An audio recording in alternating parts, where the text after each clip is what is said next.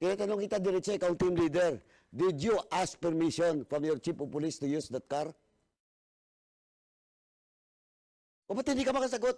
Chairman, wala rin tong affidavit ito. I will recommend personally to the committee na doon sa committee report. Ba't hindi ka makasagot ng diretso? I have just read the supplemental affidavit or the corrected affidavit of PMSG 1 Macaraig, in which 1 Macaraig, PMSG 1 Macaraig is the team leader of the said unit that was involved with regards to the shooting of a certain Mr. Loresma. Now, I have not read all the affidavit by the personnel involved, no? Except for Karandang. Because Karandang, when we have an executive session, malinaw po na Karandang was not part of the operation, but his name appears on the report to that operation. Whatever is the purpose is, yun na atang kalakaran sa PNP, yun pa, Mr. Chairman, ang mali doon. Kasi kahit hindi ka nasali doon sa operation, for promotion purposes, kinakarga yung mga pangalan doon ng kung sino-sino na lang. Ito ngayon sumabit. Now, of course, he explained in his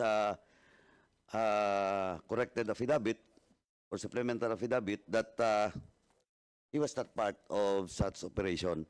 Now, Mr. Chairman, looking at the affidavit of Ms. PMSG 1 Macaraig as the head, team leader of that team.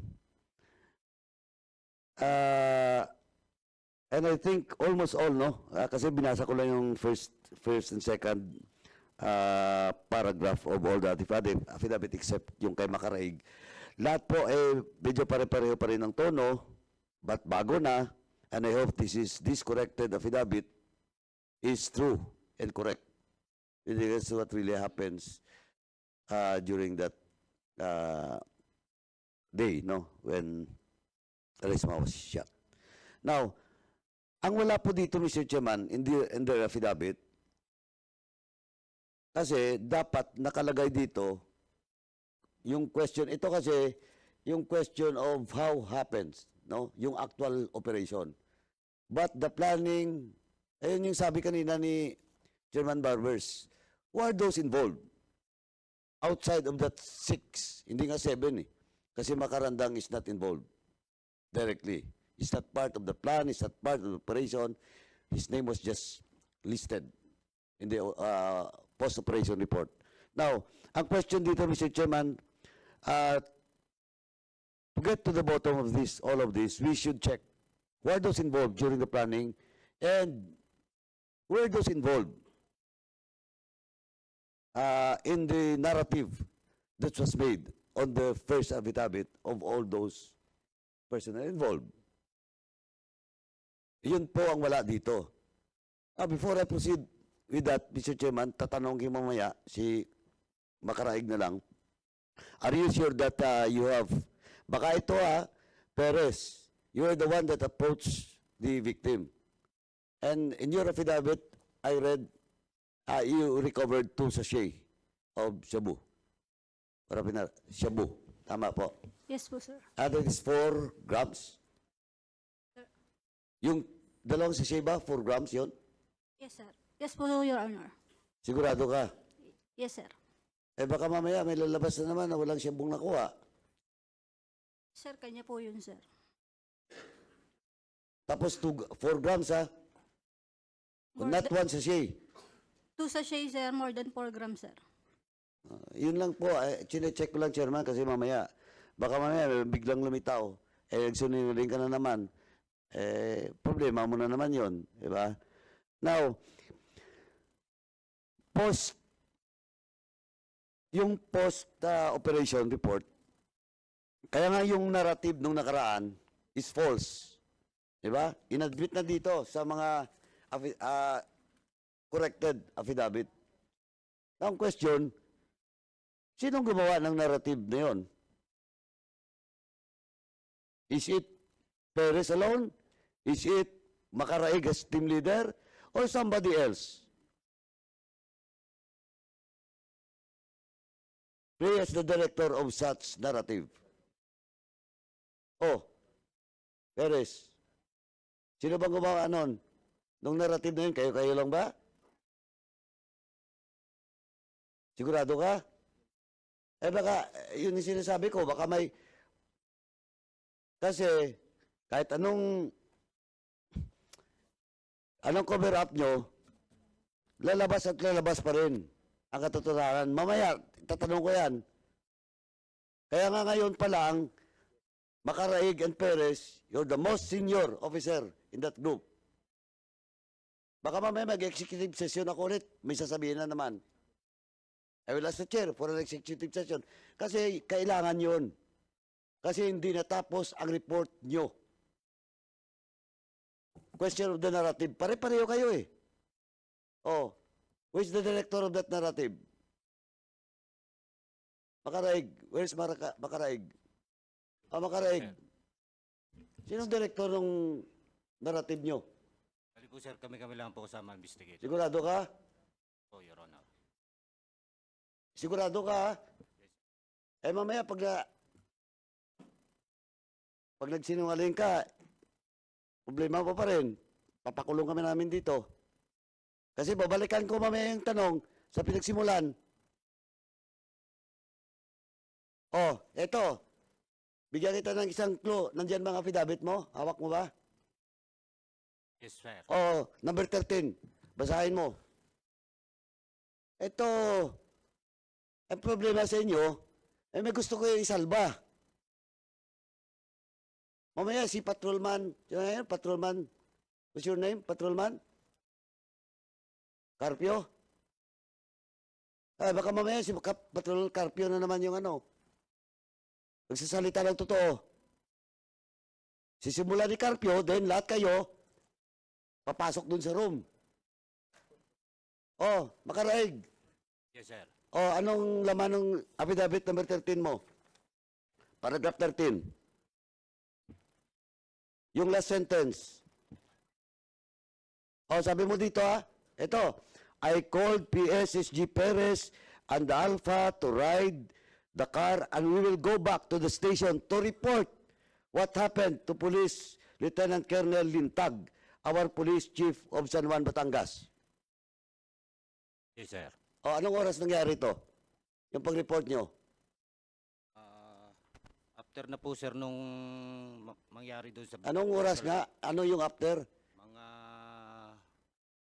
Humigit ko lang po sa... Kuha na po ito. Did you report personally to him?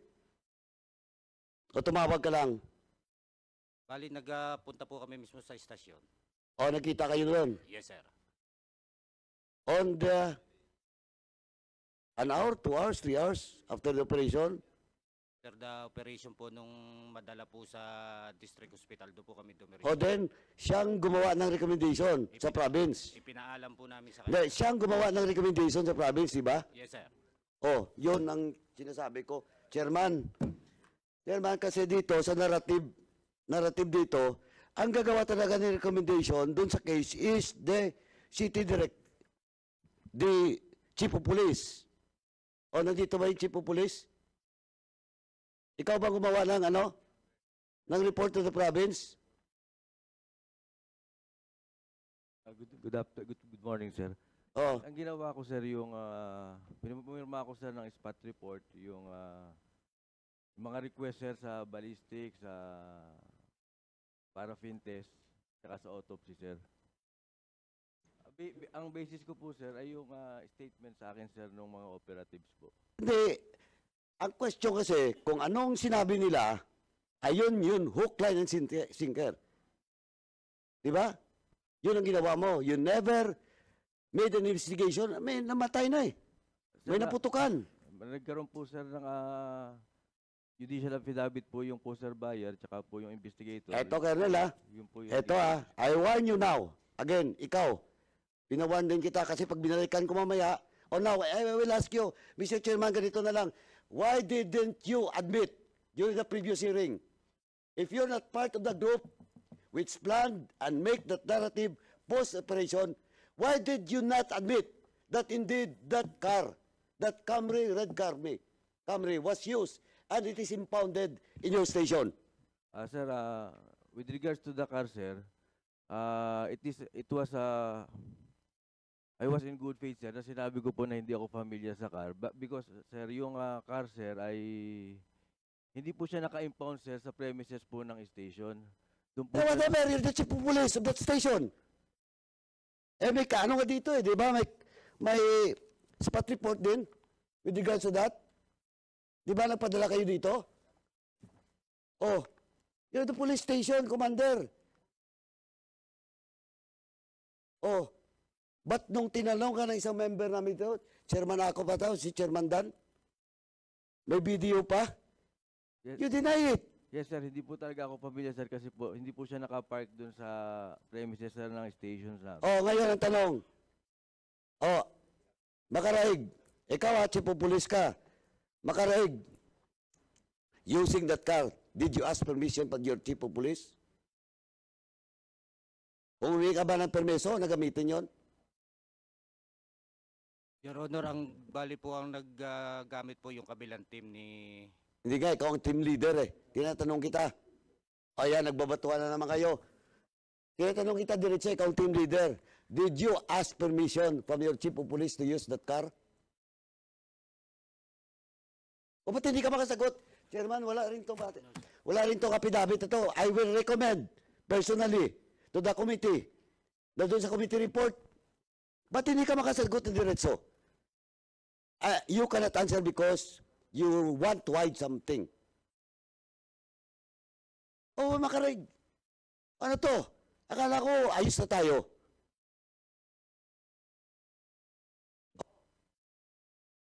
Did you ask permission? Again, this will be my last question. Did you ask permission, your chief of police, to use that car? Please answer. Yes or no? Oh. Yes. Perez. Or do you know that Makaraig asked permission to use that car for the chief of police?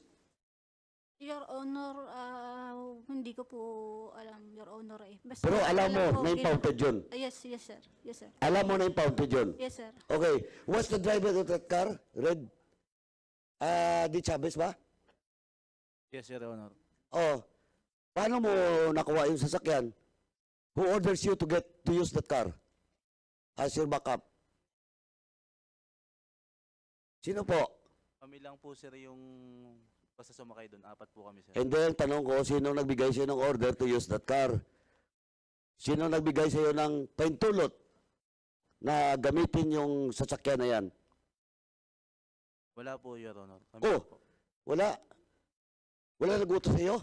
So, ginamit niyo lang? Yes, Your Honor. Si Makareg never instructed you to use that car? No po, Your Honor. O Makareg. So, may usapan niyo nung director nyo, chief of police nyo, na gamitin yung pulang sasakyan pero you never instructed the Chavez? Your Honor, bali po ay nagagamit na po sa Diayo nung una pa. Kaya po nung bigla ang lakad po ay... Pakilapit mo yung ano. Your Honor, dati po ay sa ibang lakad ay nagamit din po. Ay nung biglaan pong lakad ay nagamit na po din po. Okay. So, sa mga biglang lakad, ginagamit niyo yun. Ngayon, itong operation na to ginamit niyo ulit. But of course, ang presumption mo, alam ng opisyal mo. Ang immediate officer mo is the chief of police. Oh, hepe. Oh, malinaw. It was being used not only in this operation, it was used in the previous operations. Tapos hindi mo alam? You're not familiar? Totoo po, sir, na hindi ako familiar sa car na yun, sir, kasi hindi po siya nakapark sa, hindi ko na siya Hindi, nakapark whatever. sa station, sir. And inventory and everything, you don't have to check. Kailan ka ba umupo doon as chief of police? Ayun po, sir, ang pagkakambali ko, hindi ko po Hindi, kailan ka ba umupo doon as chief of police? August 27, 2022, sir. 2022? Yes, Your Honor. Oo. Kailan nangyari yun? Makarag 2023 na. Anong buwan? Limutan ko yung ano nyo. May 28, 2023. 24. Oh, epe. That's more than 2 years. Oh, hindi mo alam? Na may sasakyan doon na pula? Eh, ilang beses na pala nila ginagamit? What kind of boyster you are? Hindi mo alam yung mga nangyari doon sa opisina mo, sa UR mo. Now, ang worst is, post-operation, kung anong narrative nila, yun ang ginamit mo. Unless, sasabihin ni Perez, sabihin ni Macaraig, that you're part of that narrative. Perez, yung chief of police ba, bahagi doon sa report nyo, post-report nyo, tsaka yung affidavit nyo? No, sir. Bali, kami-kami lang po yung nagdesisyon, sir, nung regarding sa affidavit, sir. Regarding sa affidavit, sir. Kayo lang. Yes, sir. Do you have a lawyer? Sir? May lawyer ba kayo nung naganda ng affidavit nyo? Wala po, sir. Kayo lang. Yes, sir. Si Karandang saan? Karandang. O, yung affidavit na ninyo, kayo lang? No, sir. Assisted po guided po ng lawyer, sir. Ikaw, yung sa'yo. Yes, sir. Yung iba? Ikaw, Perez. Sir, ang tinutukoy ko pong affidavit, sir, yung nauna. Pero ngayon, sir, sa pangalawa, may lawyer na po, sir. Yung sa una, Karandang, mayroon kayo? No, Your Honor. Ano? So, kayo lang. Yes, Your Honor. Makaraig, Yes, sir. maliban doon sa sinong hepe mo talaga? Direct na principal mo, sino? Si Police Lieutenant Colonel Lintag, sir. Siya mismo. Wala kang commission officer na opisyal. Wala po, sir. So, diretso ka kay Lintag. Yes, sir. So, ang gusto ko lang i-correct because like Colonel Lintag is kept on denying that he knows that the red car is being used and it is under the custody of your station. Now, Makaraig, ulit, nung ginamit nyo yung pulang sasakyan, at that time, kinausap po ba si Epe that you will use that car? No, sir. No. Di Chavez, ikaw nag-drive, di ba? Yes, Your Honor. So, nung planning stage, nandiyan ka na? Yes, Your Honor. O so, si Macaraig ang nagpaplano? Head ng planning nyo? Yes, Your Honor. O so, sinabi niya na gamitin yung pulang sasakyan? No, Your Honor. Basta yun lang po yung available. Yun na po ang ginamit namin, Your Honor.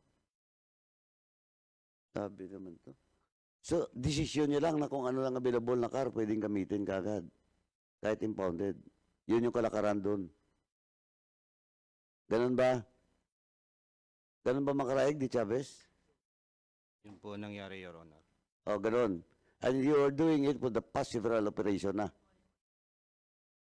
Ginagamit niyo yun sa ilang mga lakad. Okay. So, Mr. Chairman, as of now, I will give a benefit of the doubt to Lieutenant Colonel Lintag with regards to his knowledge about that red car. But at the very least, may problema sa Mr. Chairman. Hindi niya alam kung anong nangyayari sa stasyon niya. Yeah. Lumalakad yung mga mga personnel niya na hindi niya alam. Okay. Tama yan. Okay. So, Chairman, anyway, still, nakahang pa rin Mr. Chairman yung question of those, not only those 6, kasi Karandang, i-out mo na yan, wala sa plano yan. Now, yung 6, nakahang pa rin Mr. Chairman kung sino ba talaga ang iba pang involved doon sa planning at the same time sa post-operation report, Mr. Chairman, yung narrative na ginawa nila. Thank you, Mr. So in Chairman. other words,